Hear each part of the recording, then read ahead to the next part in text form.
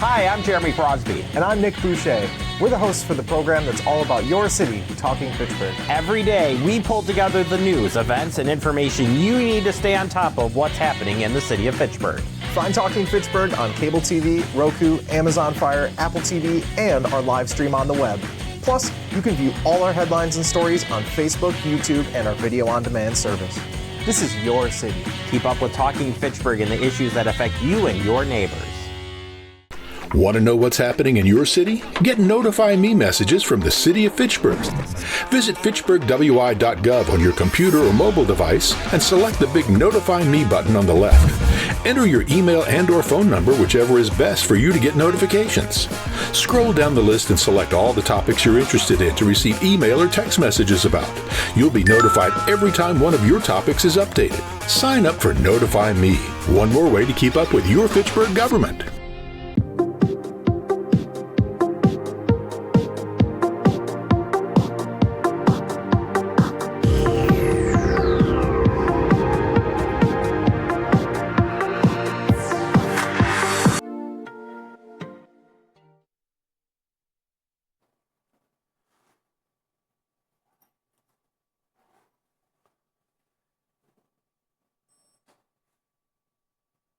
See my face. Yeah. Good morning. I'm Mark Hamilton. I'm going to call the December 5th meeting, 2024, the Community and Economic Development Authority meeting to order. And the first item of business is a roll call. Allen. Garcia Sierra. Here. Hamilton. Here. Hardy. Here. Maldonado. Here. Potts. Here. Sanders. Here. We have a quorum. Okay, thank you. The next item of business is you were sent from Joyce the minutes from our last meeting, October 24th, 2024. Has everybody had a chance to look at these minutes, I hope? Are there any changes to these minutes or discussion? If not, we will entertain a motion to approve. So moved. So moved by Andy and seconded by Alder Maldonado. All those in favor signify by saying aye. Aye. Aye. Opposed, same sign. Minutes are approved. Next, do we have any public appearances for non-agenda items? Okay, hearing none. Do we have any resolutions or ordinances that we need to discuss today? Hearing none, we will go to our meet and greet, the Forward Community Investments folks.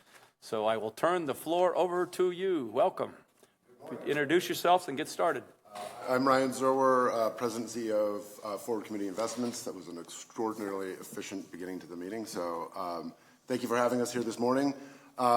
Typically, and my colleague, Fausto, you want to introduce yourself? Yes. Good morning, everyone. Thank you for having us. Really excited to be here and share a little bit our story and our impact across the state of Wisconsin. My name is Fausto Rivera. I'm the senior community lender with the nonprofit for Community Investments. So typically, the presentation that we give is in a less formal environment and meant to be more conversational. But basically, what we are is a statewide community development financial institution. Not sure how familiar members of the committee are with what a CDFI is, but we're essentially a pathway to be able to deploy capital into disadvantaged communities. The CDFI fund is a division of the U.S. Treasury, and that's where our designation as a community development financial institution comes from. We've been in business for 30 years. We're basically a not-for-profit financial institution with two primary practices.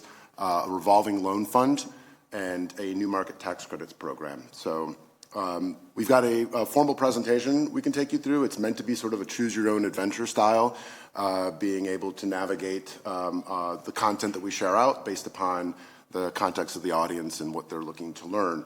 So again, we invite questions and so forth, but we'll start with just sort of giving a little bit of background of the history of the organization, exactly what a CDFI is, how capital flows through a CDFI and then gets deployed into communities statewide.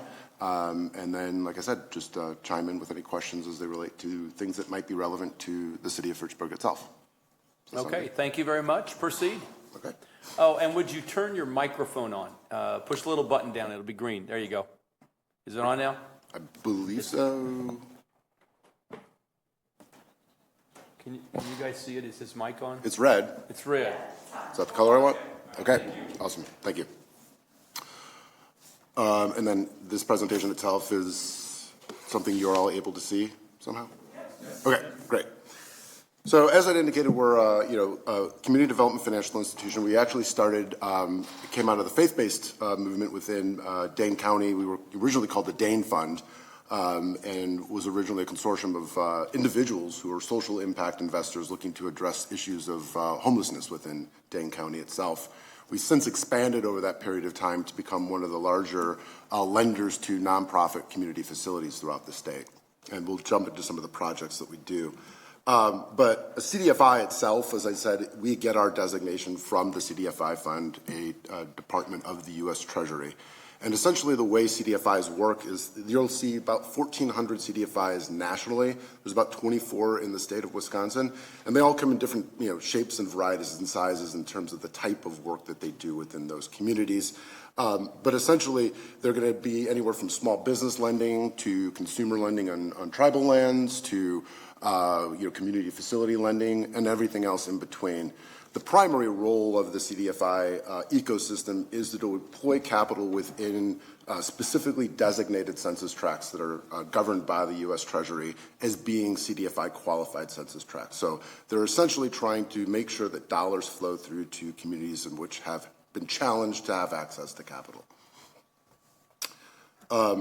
Our particular, I won't go into the specific types, but our particular type is a community development loan fund. So like I said, we've got a revolving loan fund that works basically just like a bank does for all intents and purposes, except that because we don't have the same regulatory requirements that they do, we're able to be more creative in how we provide lending to the communities that we serve. So a lot of times you'll see us being able to do deals that have a much higher loan to value ratio or debt service coverage ratio because of the nature of the project. An example I like to use is we were instrumental in helping an organization in Milwaukee called Safe and Sound that does a lot of violence intervention work in some North Milwaukee neighborhoods that are super challenged, acquire and renovated an abandoned church property. So in a deal like that, a bank would be really challenged to find a comparable value against which they could lend at the levels that they would be comfortable with. But our ability to have flexibility in how we go ahead and source those deals allows us to be able to kind of do things that would be harder for traditional banks to be able to step into. So we work really in a different space than a typical bank does. We don't compete with them at all. In fact, a lot of our capital comes from them. But that allows us to be able to kind of activate community impact projects that they typically are not able to participate in. I'll jump back out a little bit to give you a sense of sort of like how CDFIs are structured and the way we do our work. The where the CDFI lends is a big part of how we are able to qualify as a CDFI. So we're serving low and moderate income communities throughout the state, rural communities being a big part of that. They're, like I said, every variety of the types of work that we do in terms of small business, housing affordability, service provision to communities in need. And a lot of it is a matter of sort of the types of projects that we're activating with our particular CDFI have to have a mission of being able to address issues of socioeconomic and racial disparity. So really sort of trying to find ways to alleviate poverty, provide opportunities in communities, and that's the lens through which we do our capital deployment itself. Any questions so far? We'll give a quick overview here of sort of our, like I said, our mission here. So we work in a number of different ways. The direct capital deployment that we do is a big part of our work, but a lot of times we're playing in an ecosystem of community development institutions throughout the state, other CDFIs or private philanthropy, and do a lot of work as a connector and a collaborator to be able to activate community projects throughout the state. Fausto, we want to jump over and kind of talk to some of the specific project work that we've done. Sure. Pardon me with navigating this. This is sometimes a little bit more advanced than me. It's a very slick tool, but it can sometimes be difficult. There we go. Okay. So I'll talk a little bit first about sort of how the ecosystem works. Essentially, as a CDFI, we receive a lot of, we're a $35 million community development financial institution. We have about $16 million of debt investments from other banks. So essentially, Community Reinvestment Act in 1974, I believe it was, requires banks to deploy capital in disadvantaged communities. And one of the ways in which they get credit for doing so is by investing in a CDFI, because that is the nature of our work. So much of our capital will come from any variety of banks. There are going to be small community banks, there are going to be large multinational banks, but they get credit for being able to invest in CDFIs. They give us essentially advantaged capital in the form of low-cost loans that we then redeploy as loans to the community projects that we support. So in our particular case, we've got about $35 million, $14 million in net assets, so $14 million of our own balance sheet, 11 of which is unrestricted. And you can get a sense of sort of who our investors are within our own capital stack. So a bunch of names you'll recognize as being local financial institutions, some national ones, and then there is also a big portion of sort of the private philanthropic movement that will do program-related investments to bring capital into CDFIs to help continue to support the work that they do. Those 65 individual investors and about 1.5 million of our capital are really sort of the origin of FCI. They were the members who provided the capital for the Dane Fund when it first started doing its work prior to us becoming a CDFI in 1994. We'll talk through that. I want to provide or a highlight of our programs here. We do four big buckets, if you will: the nonprofit focused lending, diversity in real estate, small business is a new arm that we've launched. Really excited about that one, and our new market tax credit program. An example of a nonprofit loan that we did was in partnership with actually a financial institution, Lake Ridge Bank. We provided financing to Solace Friends, who they have a facility where they provide care to end-of-life care for Madison's unhoused and housing insecurity residents. It was a transaction that we felt like it aligned with our mission, and so we wanted to be a part of it. Here's the impact. It provides 4 clients at a time, 20 to 30 per year. It really helps them navigate that difficult part of their lives that they're currently in. So that's an example of a nonprofit that we finance. A Homes Milwaukee, under our diversity of real estate program, is a partnership where the city of Milwaukee received ARPA funding, and they wanted to take 150 foreclosed homes throughout the city and rehabilitate them, bring them back into the tax roll, and either rent them to affordable housing eligible residents or sell them as owner occupants. What they found is that when you have ownership, people actually living in the neighborhood, it stabilizes the neighborhood. So in pairing the ARPA funding that the city received with our financing, we were able to help 2 developers really have the financing needed to bring that housing back to life, if you will. So we provided financing for this specific program. Our small business lending arm, El Pastor Mexican Restaurant, it's right off of Park Street. He's been renting that space for over 20 years, providing fantastic food, in Madison. He was given the opportunity to purchase the building. Well, he doesn't have 25% that, say, a traditional bank will require. We stepped in under our program that allowed that financing for him to now own the building, and also tap into some of the apartments that were on the upstairs second level that could provide some income stream in addition to the restaurant. So again, just trying to find ways to use our capital in strategic ways to help individuals increase their wealth gap, if you will.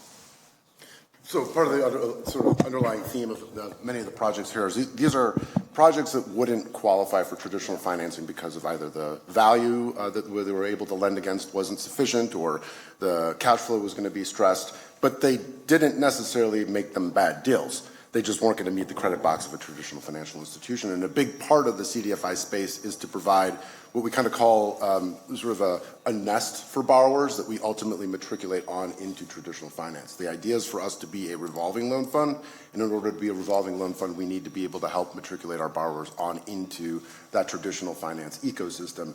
And we do that by pairing not just our dollars, we pair it with a lot of what we call borrower support. So many of the borrowers we're working with will need additional technical assistance in making sure that they understand, how budgeting works, how cash flow projection works, making sure that we're pairing them with resources for things like bookkeeping and accounting services if they don't already have those established. We know what they're going to need in order to be ready for traditional finance, and our job is to make sure that they get there by being able to help educate them along the time we have them on our balance sheet as a borrower. Yeah, a program that we have right in your backyard is the Boys and Girls Club McKinsey Regional Workforce Center.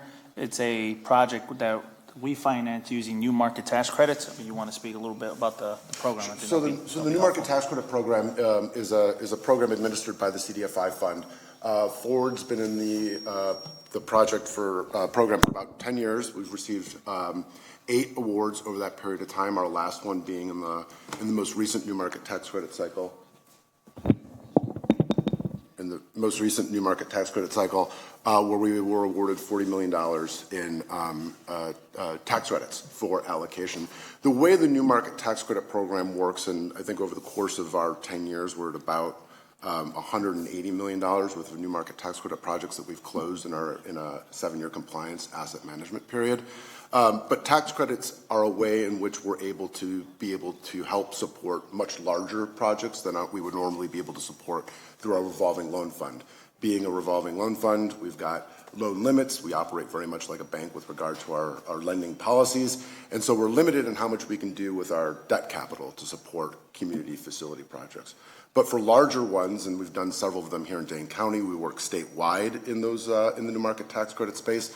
That program allows us to be able to provide a subsidy into projects like the McKinsey Regional Workforce Center by allocating tax credits into it. And I'll speak really quickly about how that works just so everybody's kind of clear with it. But if we have a $10 million allocation into a project, basically the math of that is that it results in about a 25% of the value of the allocation that we make into a project becomes a subsidy to that project at the end of the 7-year compliance period. We basically sell the tax credits to an investor, and that investor then gets the benefit of the tax credit, and at the end of the 7-year compliance period essentially gives that equity to the nonprofit that is the sponsor of the project itself. All of the tax credit investors are basically the 4 largest banks in the country. They buy up all of the tax credits each year. It's a relatively small program. About $5 billion a year is allocated through the CDFI fund. But it's allowed us to be able to pursue things like the McKinsey Workforce Center. We did the Black Business Hub on Park Street, which is where our offices are located. The Goodman Center is another one, One City Schools. And then statewide, we do a number of different projects, Children's Museum in Eau Claire, an urgent care facility up in Lac du Flambeau, the Lac du Croix, and then Ladysmith, we did an urgent care center in a rural area in collaboration with, why am I blanking on the name? Not Mayo. Marshfield Clinic, yes, thank you. So the point being is that it allows us to be able to do projects that have $20-30 million price tags on them. It allows us to be able to find a way to provide subsidy into those types of deals. That project and that program works is that it's very specific in terms of the location. In order to be able to deploy new market tax credits into a project, that project needs to be in a qualified census tract. So there's a map that governs where those dollars flow. And each year we have to go through a competitive cycle to apply for those an allocation of tax credits. It's a highly competitive process. You've got about a 50% chance of winning. And each year, as I said, there's $5 billion in allocation available, and there's about $15 billion that are applied for. But it's been a really phenomenal way for FCI to be able to support much larger projects throughout the state and right here in Dane County itself. Ryan, is that only available for nonprofit projects, or could it be also for-profit mixed-use commercial projects? So because our mission in our organization is sort of nonprofit community facilities, that's how we've always deployed our allocation to market tax credit. But the program itself is not restricted to nonprofits. They're very oftentimes used for being able to provide subsidy to manufacturing rural areas, or hotels are actually a very large recipient of new market tax credits. So the program itself is not restricted to nonprofits. Our allocation has always been restricted to nonprofits because of the way in which we write our application for allocation, is that's what our deployment history is. And so you're typically, when you're writing an application to be competitive, you're coming in and saying, here's what we've got a history and a track record of doing, here's what we're proposing to do if we were awarded tax credits. And so it would be putting us at risk of being able to win if we all of a sudden are like, oh, we're going to start doing some, for-profit rural manufacturing type of stuff.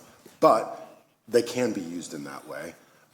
We've been toying with how we can utilize that particular tool within our portfolio to try and address the issues of housing affordability, which are obviously on everybody's mind. But they could be used in a project like you described. But in our case, it would have to be some type of nonprofit that's doing the housing component to it in order for it to be consistent with our track record. Okay. Can I back you up a second to the Please, Boys and Girls Club project? From having done a lot of work with the Boys and Girls Club, and I know that project pretty intimately. Yeah. How do you fit in with all the money that they went out and raised across this country? Are you supplementing the operations? Are you paying off the building? Where's the money you're putting in? Where's it going to support that operation? It's the building. We're paying off the building. So we are in their capital stack of, I'm not intimately familiar with their particular capital stack. So, they would have gone out and they've done their capital campaign. They would have come in and maybe they've got hard debt in the structure. Some of those projects do. And then, we basically are in their capital stack as equity that is coming to the project. So when the project closes, we're financing the building itself. We're not involved in the operations piece of it.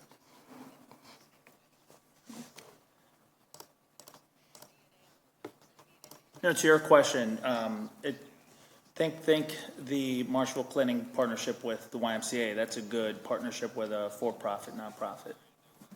So yeah, we can use it.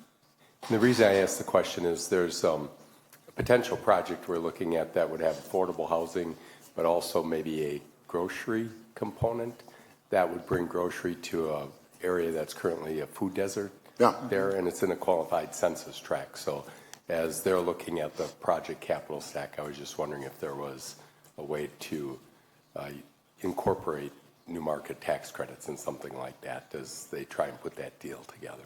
That would be a very relevant conversation to have, particularly because right now we're in the process of writing our application for this next cycle. And part of that process always includes being able to have a pipeline of potential projects in which you could do a deployment. And so we're always looking at what are some opportunities throughout the state that if we were awarded in this next cycle, we would be able to support with that allocation. So certainly a follow-up conversation to be had about the details. Yeah, of course. Sort of a real quick sort of summary of 2023 portfolio activity, just to give you a sense of the type of work that we do. So this is on the loan portfolio side of things. $11 million in new originations. We revolved about $1.8 million on our portfolio, and right now have about $26 million in outstanding loans that are going to be broken down by, largely community facilities, 62%. Housing is still a significant part of our portfolio at 34%. And then operational support for nonprofits is that small sliver there at 4%. So lines of credit for organizations that do work where they have to, there's a provision to service ahead of reimbursement from whatever the funding agency might be. And then, this breaks down sort of the impact of it. It's more of the prescriptive impact that the CDFI fund requires us to report, and a little bit less of the qualitative impact that we like to talk about. But the number of rental units that we're able to house, the number of to be able to activate, the number of individuals served by the organizations that we're financing and supporting. 28 single-family homes were renovated and made available for sale. A lot of that through the Homes Milwaukee program. And the construction jobs that we're activating through the work that we're supporting being a real estate-based CDFI itself. continued growth over the years in which we've been in business. We're a much larger CDFI than we were just about 6 years ago, and we will continue to grow. It's a big imperative of us. There's more need than our dollars can support statewide, and so a big part of our strategic plan here is to continue to scale so that we can help to be able to serve those communities in deeper, more impactful partnerships. I won't get into the details of that. I think that kind of covers the overview of what we had intended to kind of want to talk about, and then, hear specifics about, ways in which we could be supportive of. I think we've got being, based in Madison here, we have a good read on sort of the activity of Fitchburg. It's a municipality. It's familiar to us. But basically helping entities like this committee understand the work that CDFIs do and where we might be relevant in some of the projects that are coming across your desks that would need support in a number of different ways. We've also been very specific in looking at Fitchburg as an opportunity for us to be able to do our small business lending. The idea of our small business lending is to be able to support business owners, BIPOC business owners who have been challenged for access to traditional capital. And we established our small business lending program, which is, again, new for FCI, in collaboration with the Wisconsin Philanthropy Network. So being a new activity for FCI, one of the big things that we always need to do, because we are very much like a bank and therefore have a loan committee, and our loan committee is comprised of many traditional bankers who look at risk the same way they look at risk when they're evaluating deals at their own bank. We knew that we would need to find a way to de-risk those loans as we brought them to our loan committee. And we established a collaboration with the Wisconsin Philanthropy Network, and specifically a number of Dane County-based private philanthropic organizations, to essentially source $1 million loan guarantee fund that we would then be able to use to guarantee up to 75% of the value of the small business loans that we're originating on our balance sheet. And what that really is it's a sort of a private philanthropic partnership with a CDFI that allows us to activate a line of business. It's a new line of business for us, while being able to really control and manage the risk of that type of lending. And so what we've really kind of done is tried to figure out this sort of what we've identified as being the missing middle. Businesses that have been in operation for a number of years, they are stable, but not startups. And they have a need for capital to grow, but they're perhaps not strong enough financially to be able to go pursue that type of capital from a traditional bank. So we're trying very intentionally not to compete with all the resources that are dedicated to what we kind of call small business activation, new businesses. There's a lot of WEDC programs. The Urban League has a lot of programs, Starting Block and so forth. We're not looking to compete with that realm of new business activation. Certainly not looking to compete with banks. We're trying to find that missing middle of businesses that really could use capital to grow, but are too established to be relevant to that activation, and yet still too small or not financially stable enough to be applicable to a traditional financial institution. So that's where we're moving with our small business loan fund, and targeting about $1.5 million in deployment in 2025, and understanding sort of where the ecosystem is of where those BIPOC-owned businesses are throughout Dane County, looking to establish partnerships with entities that have good line of sight into those communities to make them aware of what we have available from a financing perspective. I have a quick question. Do you guys not fund startups then? No, not startups. Okay. In general, any for-profit lending is new for us. Typically, we've been doing that nonprofit community facility space. We have the for-profit lending that we have done in the past has all been real estate based. So there are a number of different programs that are looking at helping emerging developers. So people of color looking to get involved in the development space. Acres, a big program out of Milwaukee that does that work. And so we've, for a long time, done a lot of work in that space in support of emerging developers, and then have grown that program to support what we kind of call emerging real estate investors. So not everything needs to be go do a LIHTC development, be a developer. A lot of times it's buy a 4-unit, go live in one of your units, build wealth within real estate, the kind of monopoly way I call it. But that's typically because that's all real estate collateralized loans. That's been sort of the extent of the sort of for-profit business lending that we've done. As we move into the small business lending space, which is obviously for-profit businesses, we're very specific in trying to work at this juncture with established businesses.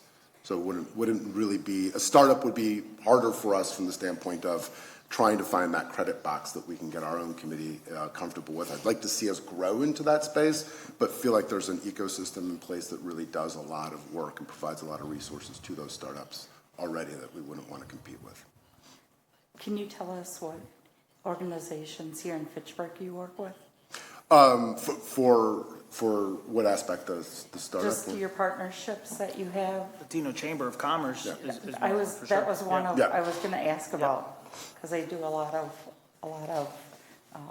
entrepreneurial work and things like that. Yep. So for this product, it's the Chambers of Commerce, are sort of key touch points for us. We do a lot of work with, the traditional banks themselves, where we're making them aware of our products so that as things come across their desk that they cannot move forward on, that they're aware of FCI as an option for those borrowers, to the extent that what their needs are relevant to what we're offering. Other questions? Jay? Yeah, I've got a few. You mentioned earlier a trigger phrase for me, affordable housing. What do you mean by affordable housing? What do I mean, or does what does your organization, if you're going to fund something that is affordable housing, what does that mean? So there are a number of different ways to dice that up. As it's related to sort of the CDFI specific lending, it would be anything 80% of AMI and affordable to 80% AMI and below. So there are WIDA definitions of affordable that we peg against. There are CDFI fund definitions of affordable that we peg against, and it changes. That dollar amount changes depending upon obviously the municipality you're in which you're doing that. So we don't have anything that is specifically prescriptive in terms of different than what those types of programs would require in order for us to be able to call them affordable housing. But different projects go deeper on the affordability depending upon their capital stack and where subsidies coming in from, and is it a for-profit or is it a non-profit type of project itself. 80% of AMI and lower works for me. Yeah, okay, yeah. So. But I mean, at the same time, we've worked with Madison Development Corp in missing middle housing, where they're going above that level. So it's the type of deal where we like to see it getting as sort of as affordable as it possibly can be, but at the same time, different types of projects need to be activated in different communities for different reasons. You would never see FCI involved in the capital stack of a for-profit, market rate developers project. The loans that you, sorry, I was hearing a voice.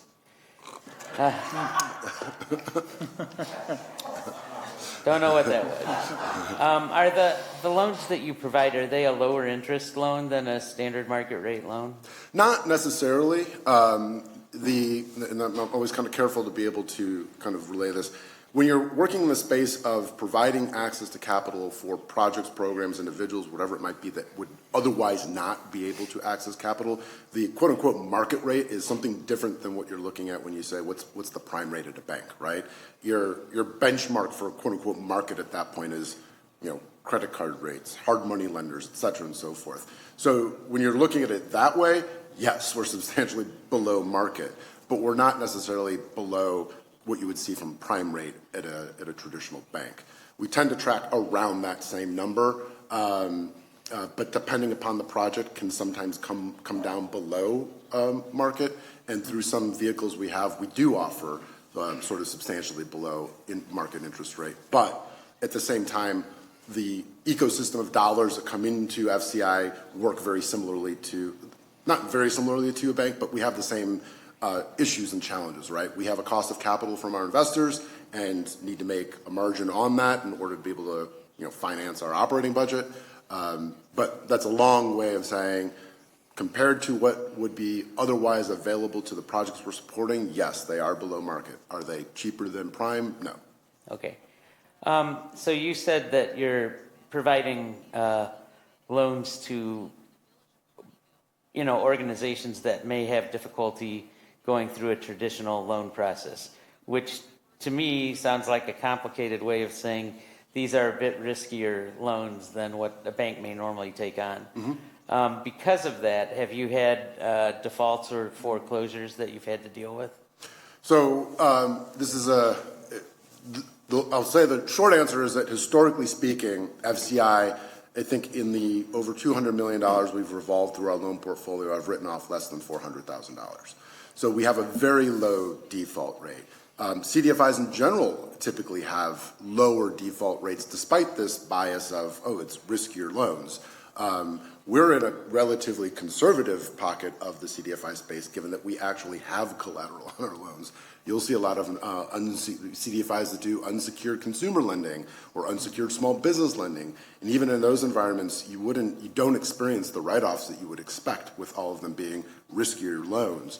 So historically, we have had very excellent performance portfolio-wide on our default rate, on our delinquency rates, and so forth, which is why we're able to attract the investment that we're able to from the banks that we do. So riskier is, I think, you'll find in finances that there's a risk bias. There's this idea of risk that isn't always necessarily substantiated by the data over time. And so our write-offs have been extraordinarily low. Actually, if you were to use the numbers, we outperform traditional lending institutions in that regard. But there's a patience to our capital and how we work with our borrowers that comes into play with that as well.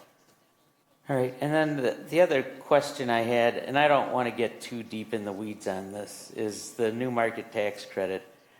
I don't understand what that means. So to me, as somebody who owns a business, who files business tax returns, who files personal tax returns, I know what a tax credit is on my tax returns. But generally, in order to have a tax credit, you have to have some tax liability for that credit to be applied to. Since most or all of what you're doing is involving nonprofits, like the Boys and Girls Club, where does the tax credit come from with a nonprofit that's not paying taxes anyway? So it's a great question, and to clarify, we are allocating that credit into the actual sponsor. So let's say the Boys and Girls Club. We're saying here's an allocation of these credits. Now, you have to go find somebody who has a tax liability. You have to go find a buyer for those credits. And so it's the buyer who is basically taking advantage of that credit to offset their tax liability. And, the buyers are, Chase Bank, PNC, they're all of the large banks buy those credits each and every year. Old National Bank is a big player in that space, U.S. Bank as well.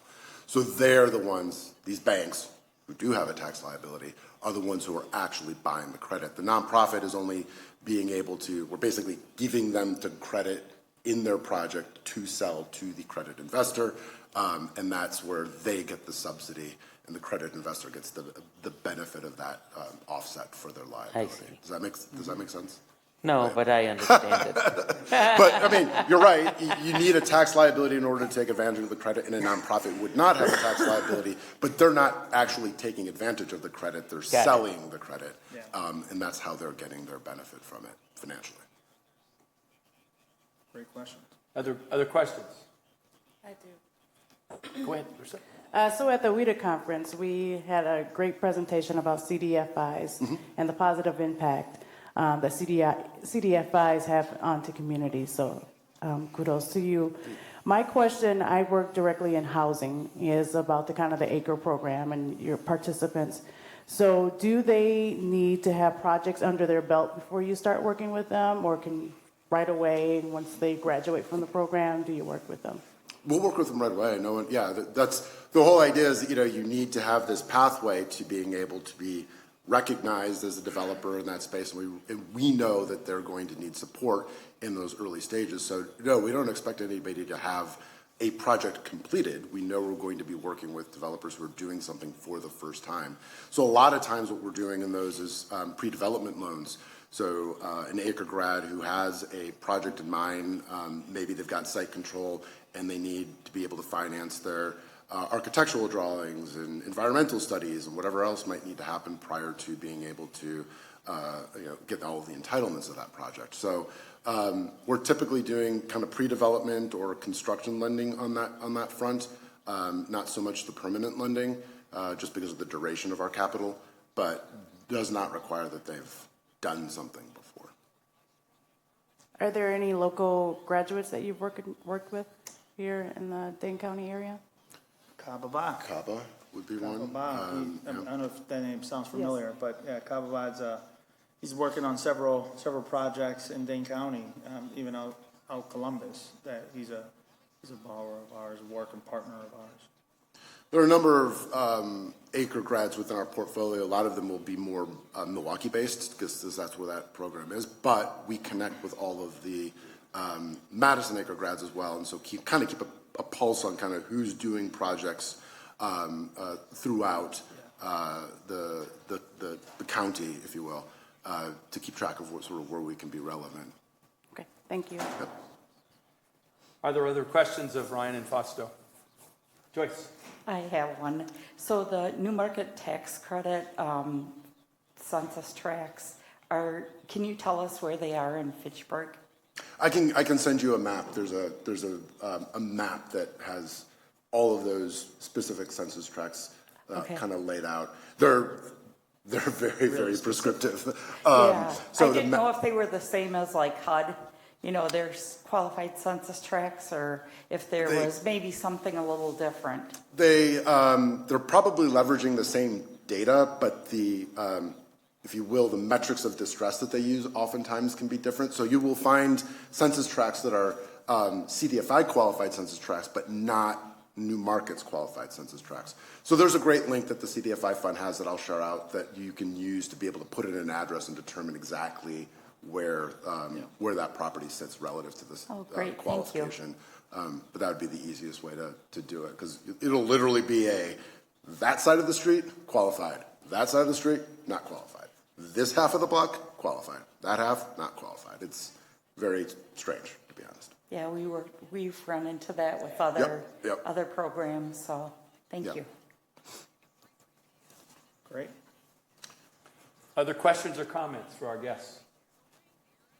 Okay, hearing none, we will move along. Thank you very much for your time. Thank you for your time this morning, Very informative presentation, and we look forward to hearing more. Nice.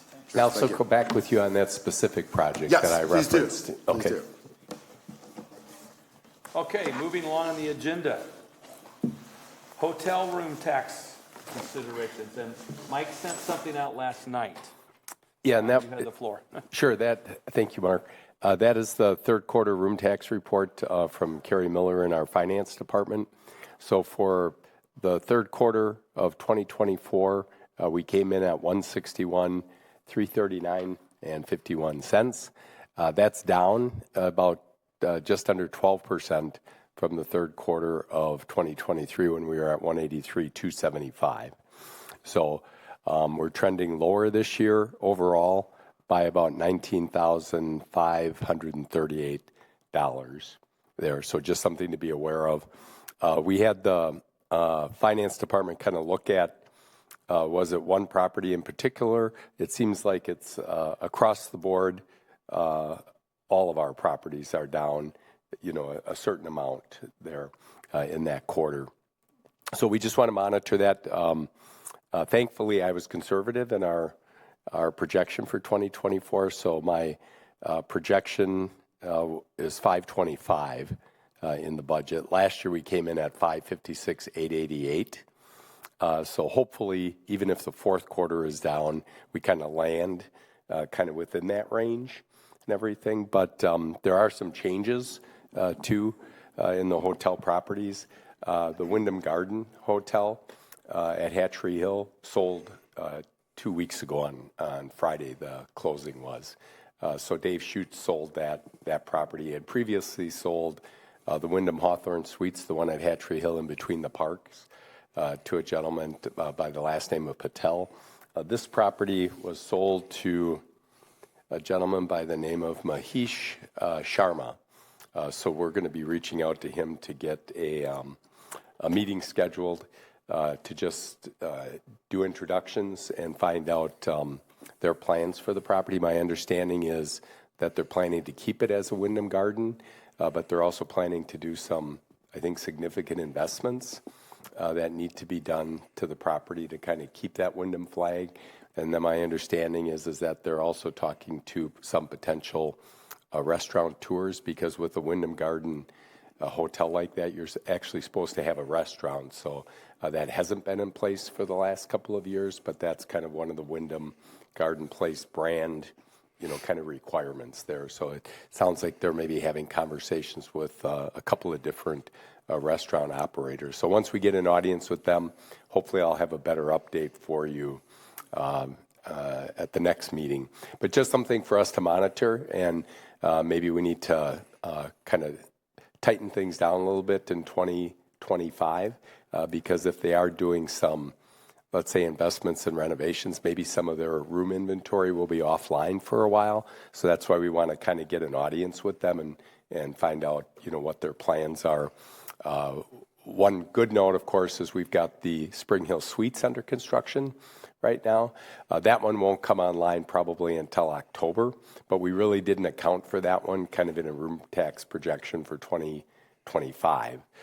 So hopefully we get a good full quarter of that one in 2025. That'll hit kind of for World Dairy Expo and maybe one of the Epic kind of big user group things there. But we'll monitor it, and we never kind of overcommit to things, and our budget has things that we'd like to do that we don't necessarily aren't required to do unless the revenue comes in, there. So, but just a heads up, for us on that. Thank you. Yeah, Mike, is our room tax is a percentage of the revenue, right? Right. Yeah, and we're at 7%, Jay. Yeah. So is this decrease in revenue a decrease in the number of rooms they rented, or have they decreased rates? Let me just look at something here. It's based off of the revenue. So that's a good question to kind of find out if it's a rate decrease, the average daily rate, or if it's the volume of room nights. It is a good question. That's why I asked it. So, we don't know, though. No, but one thing I will say is with the sale of what was the Wyndham Hawthorne Suites, the one between the parks, and then they reflagged that to the Mainstay Suites.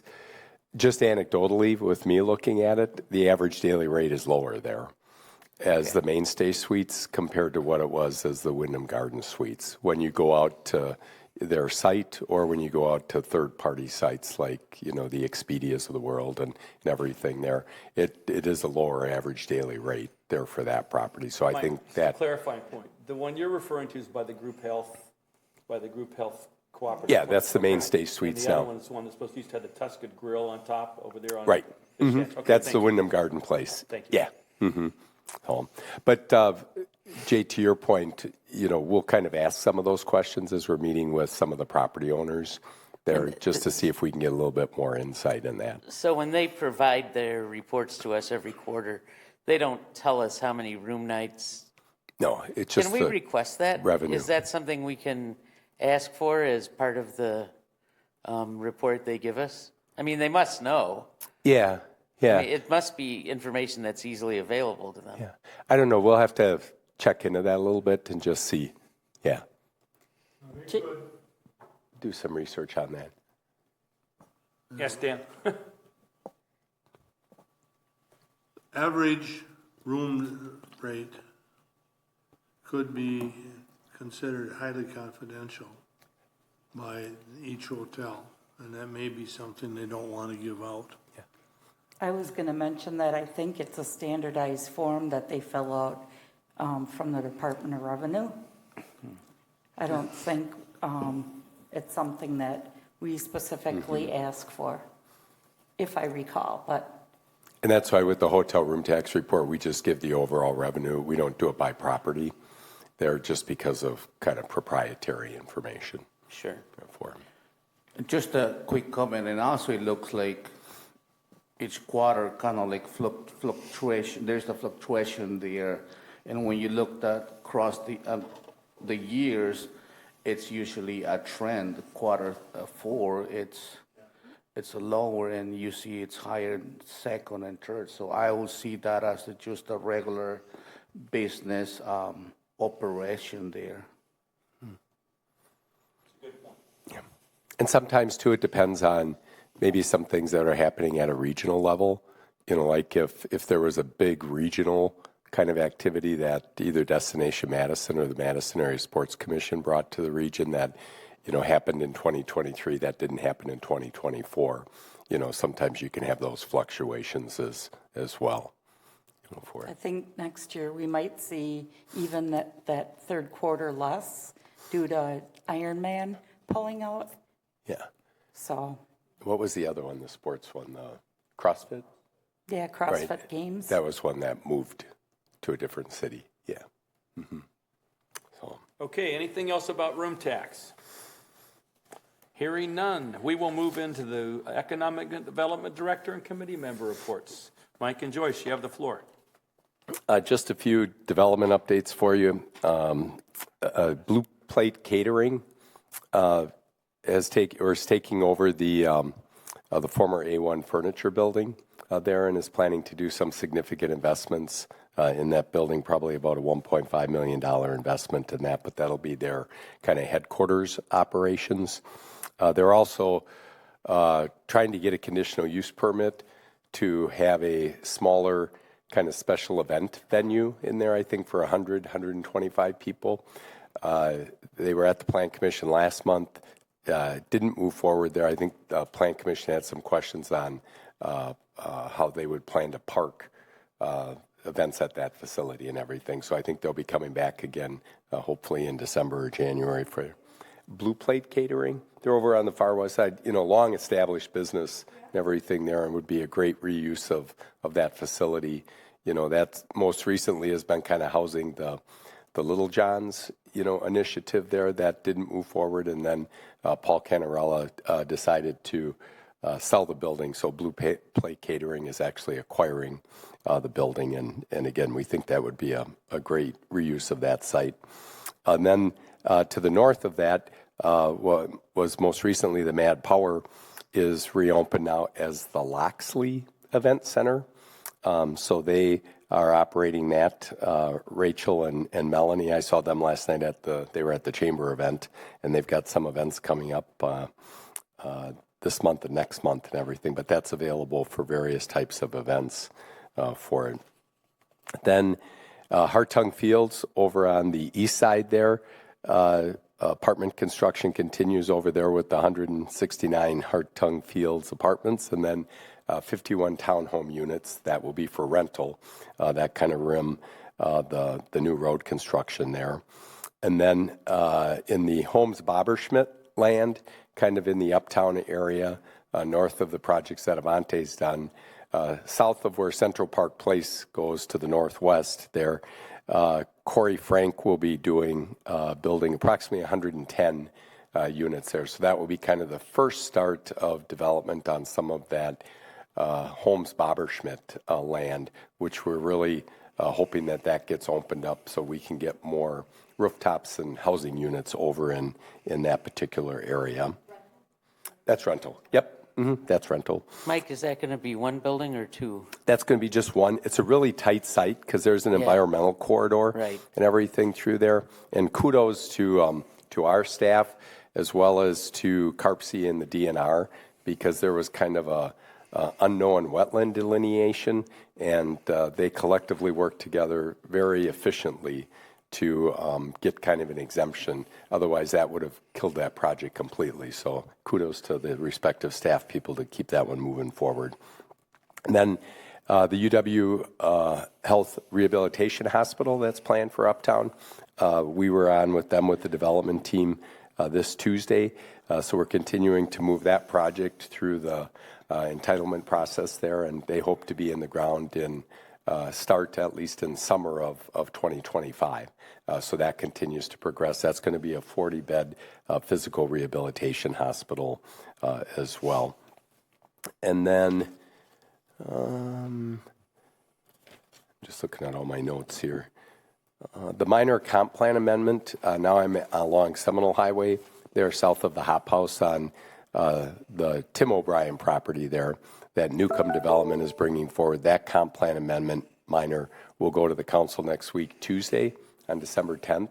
That's to bring some multifamily high-density housing on the southern two-thirds and then mixed-use building and commercial use on the northern third of that property. So we're hoping that that minor comp plan amendment moves forward. So that would bring us about 377 multifamily units on that property on the southern two-thirds as well. Then on the housing front, we continue to meet with multiple affordable and workforce housing developers. Joyce, Lorene, and I, we were all at the WIDA conference. We were at the advocacy in the AM that Greater Madison Chamber hosted yesterday morning, as we all kind of collectively look at how do we address the housing, not only shortage and need, but also the affordability issue throughout Greater Madison and Dane County. So we've had multiple meetings with affordable housing developers, and I think we'll probably see some project proposals come forward with light tech applications in probably multiple locations around the city, at least with some of the developers that Lorene and I have been meeting with specifically. Some senior, some workforce, some maybe mixed use.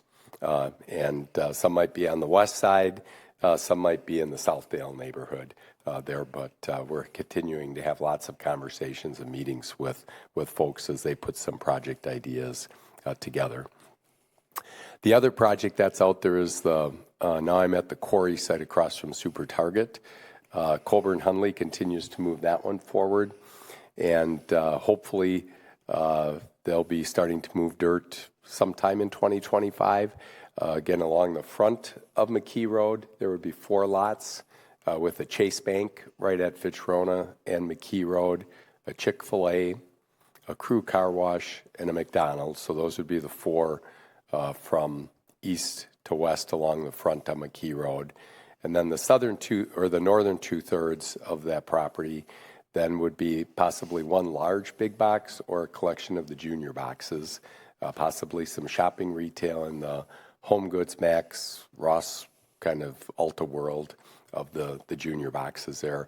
And then as Fitchrona veers to the east, to the north of that, Corey Frank, who does what they call the Texas wrap buildings with the parking in the middle, and then the residential units wrap it, about 4 floors, would be doing probably about 280 market rate units at that site. So we're hoping that all continues to move forward. I know Public Works is working with the master developer, Colburn Hunley, on the subdivision improvement agreement right now for the public improvements that would be part of that project. But we really would like to start to see the reclamation of that quarry on the outfield, because we're hoping that once we get that going, that eventually that would lead to reclamation of the infield where the Wingra ready mix plant still is located. You know, that's still a remnant of our township days, and our urban service area has now grown up around there, and it would be nice to really kind of reclaim all of that property over there.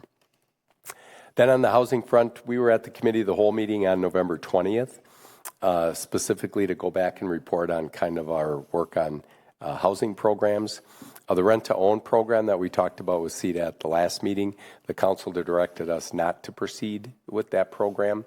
They thought there was too much risk associated with it.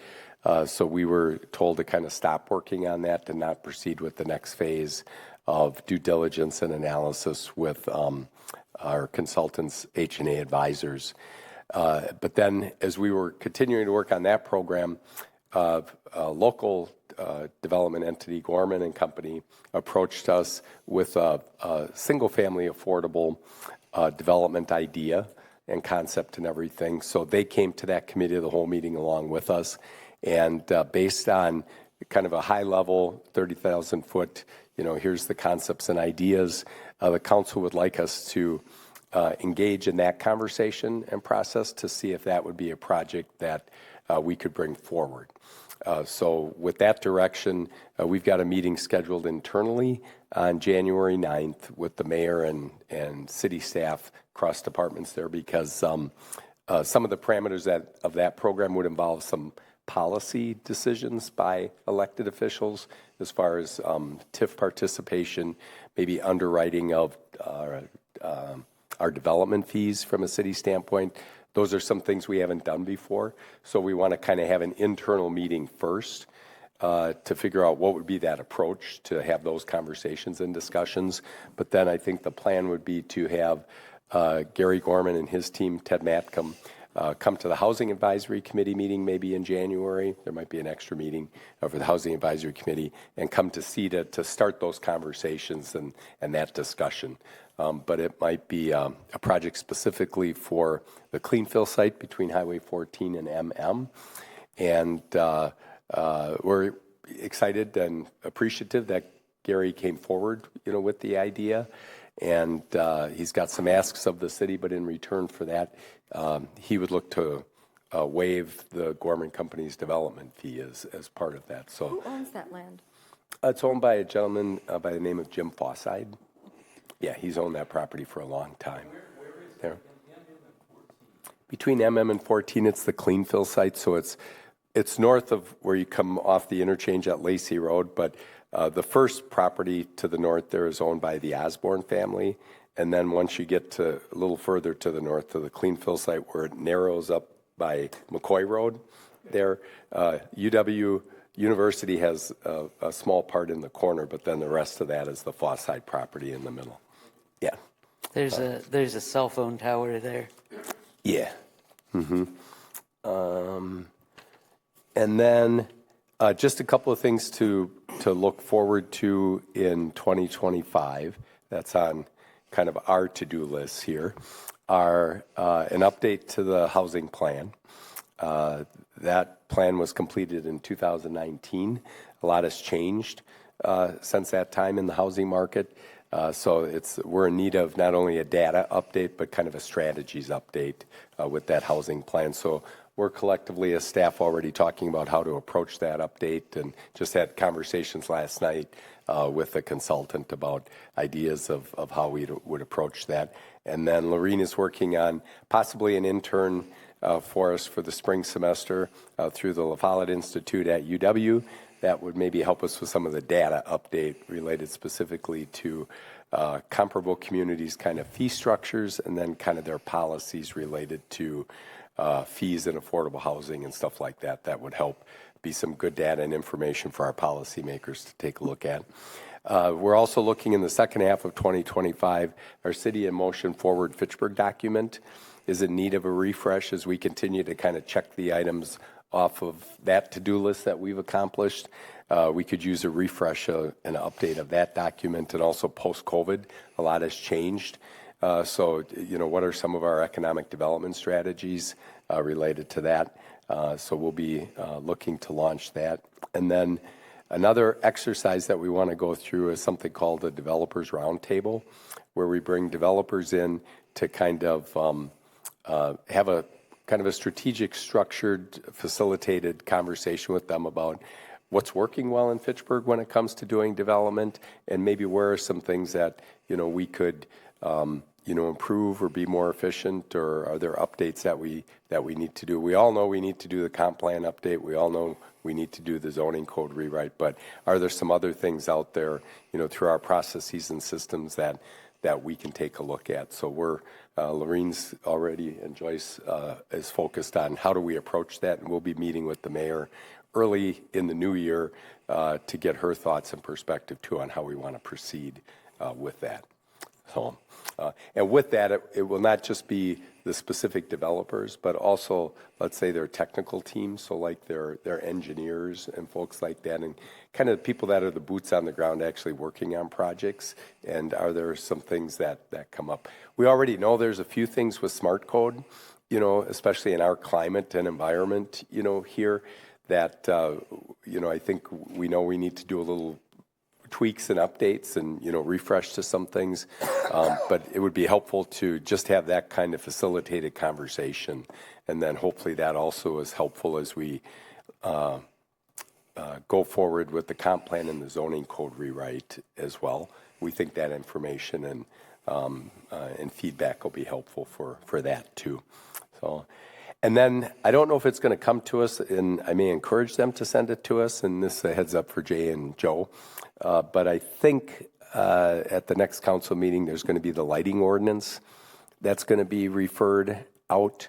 And if they don't send it to CETA, maybe you guys want to think about having it sent to CETA, just because it might have some implications. And we sent it out to like Edgewood College, and we also sent it to Tom Zimbrick just to get their perspectives, for it, just to make sure that things that we have in the ordinance, they will meet as they not only do upgrades, let's say, at the Zimbrick dealerships over the years, but as Edgewood College comes forward with their plans and everything. So just watch for that. I was trying to stay on top of that yesterday. I think it's being referred out. There were some conversations going on, but if it is, we might want to bring that to this group and just kind of, check the boxes and make sure that it still works, for our business. I know it's forward-looking and not retroactive there, but it may be helpful just to get a little sense from this group. And if there are any, if there is any input and feedback from like Edgewood or other businesses, then we could have that kind of, as part of our conversation here too. So just a heads up on that one. That might be on our agenda next month. Anything else, Mike or Joyce? And Lorene too. We'll Lorraine? let them chime in on other things that they're working on. Did I cover everything? Did I forget anything? Yeah, Mike always steals all of our materials, so I just want to remind you about the business luncheon.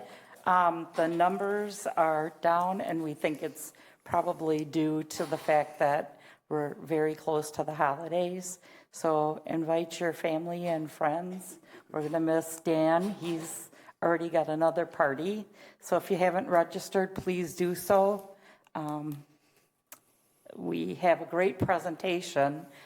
We spent a lot of time collaborating with the Chancellor's office on what we would like them to incorporate. So we got a really forward-thinking kind of keynote. So we're looking forward to that. And I would just add, one of the challenges of organizing that event is not only trying to coordinate with the schedule for our speaker, but thankfully Promega is willing to work with us to provide us with a venue, but we have to kind of coordinate with their schedule as well. And I just had a conversation last night with some folks that we're still in need here in Fitchburg of a future hotel that would have a conference center where we could walk into a room that is set up for a sit-down of maybe up to 500 people, and then it could be subdivided for other smaller events there. And that's something we really need to strive for, as a community here, because there is a void in our market here for those types of activities and events that we can't fulfill right now, even for our own business luncheon there. But again, thankfully, we've got a great partner at Promega that helps us make it work to pull Well, you it all off. got an invite from Mike again, or Joyce last night. One of the two of them sent it out. So if you haven't signed up and are free for that luncheon, please do so. I'm actually looking forward to this meeting, so it should be a good one. So since Mike has covered announcements already, I'm going to cover to the last one. But before I do so, I want to thank all of you for serving this year. I know these are volunteer committees, and there's work to be done outside to come prepare to the meetings. I also want to thank Lorraine. She's been here now 4 meetings, 3 or 4 meetings, and Mike and Joyce for the work they do to make our jobs easier. And I think we have a pretty good pulse on what's going on in our city. So thank you to that. And then lastly, I'll wish you all happy holidays. Before we move on. I'm sorry. Just 13 hours ago, I was sitting in that chair in the Healthy Neighborhoods Advisory Committee. And we are in the process right now of going through our section of the strategic plan. So in 2019, the city of Fitchburg created a strategic plan. And it covers a lot of things. It's a pretty long, extensive document. But the Healthy Neighborhoods Committee, as we become more involved, we have 4 neighborhoods that we've identified. And this has been well known. One is Southdale, the North Fish Hatchery area, Belmar, and Jamestown. And these are neighborhoods that have been identified as places that need some special care and some additional resources from the city. So one of the things that we talked about last night, there's the way this document was put together was really a very haphazard way. So we're going to be doing it quite differently from what it is right now. There were 6 pillars identified as the main things that you need to have a healthy neighborhood. Of the 6, none of them were food security and housing security. And those are the things that we hear from residents of those neighborhoods over and over and over again as being some of the most important things. So one of the things we've identified is, for instance, as Mike mentioned earlier, none of those neighborhoods have a place to get food, a place to get fresh food that you can cook at home. So that's an issue that needs to be resolved. And the people are constantly in fear of losing their housing because the rents keep going up and people's incomes are not going up fast enough to meet them. So the committee last night expressed some desire to do some more direct reaching out to those neighborhoods and to try to get involved more in the planning and zoning and the way that the economic development works in those neighborhoods so that we can try to attract the kinds of businesses and provide some more of that food security, housing security, so that residents are just feeling a little more secure. So I'm not sure exactly how this is going to play out in real life, but the members of that committee really feel that in order for our committee to fulfill its mission, it needs to get more involved in some of these other areas. So there may be some discussion with CETA. Obviously planning and zoning is solely the statutory responsibility of the Plan Commission. But the Healthy Neighborhoods Committee would really like to have some input into it because some of these decisions are affecting how people live, and so that's just something to be aware of, that there may be some reaching out from that committee to other areas of the city, including this one. Sorry, I missed that meeting last night. You can watch it. It's No, online. I will. And to that point, Jay, and with the project that I alluded to before, we've had conversations with a couple of, let's say, potential grocery food operators, and have been trying to match them up, actually, with within the healthy neighborhoods with potential development projects. And the one I was alluding to earlier is one that might potentially be in the Southdale neighborhood in the Novation campus there. We've also had some interest along what I would say the Verona Road corridor there. I think the challenge we have there is right now we don't have a project to connect them with.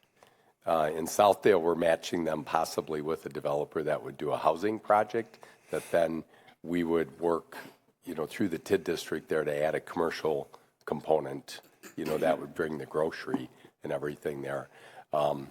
As we were looking at the Verona Road corridor in some of the previous conversations, they were interested in some of those existing buildings like A1, but other users, kind of got out front of them and everything. But we're continuing to kind of focus on those things as we have conversations with developers and everything. So I think we're in sync with where H&I has identified, some of those priorities, and we're trying to match some things. In fact, Joyce has even run some reports for people for the grocery, like up in North Fishattree Road in Southdale, to provide good data and information, for them as well. So let's stay engaged and continue, those conversations as we're working with developers and prospects and entities there. Thank you, Jay. Is there anything else for the good of the group?